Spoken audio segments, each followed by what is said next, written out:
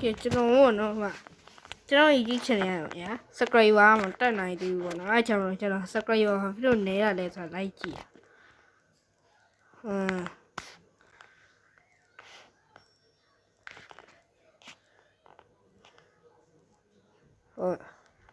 subscriber January 23မှာပြောင်းတယ်ကျေးဇူး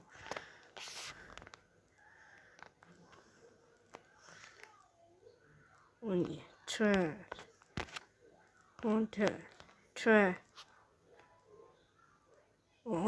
trend ဖြစ်နေတဲ့ video တွေကိုပြောပြ overview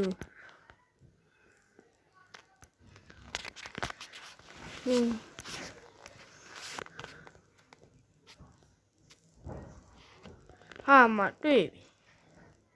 watch time from subscriber တဲ့ watch time from subscriber တဲ့တွေ့လား subscribe လုပ်ထားတဲ့လူက subscribe လုပ်ထားတဲ့လူက93ရာခိုင်နှုန်းတော့ရှိရဲ့ oh my god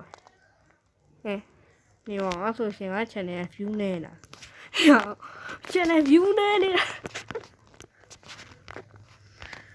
ကျွန်တော် viewer တာဝန်ကြည့်ပါတယ်ဘာလို့လဲဆိုတော့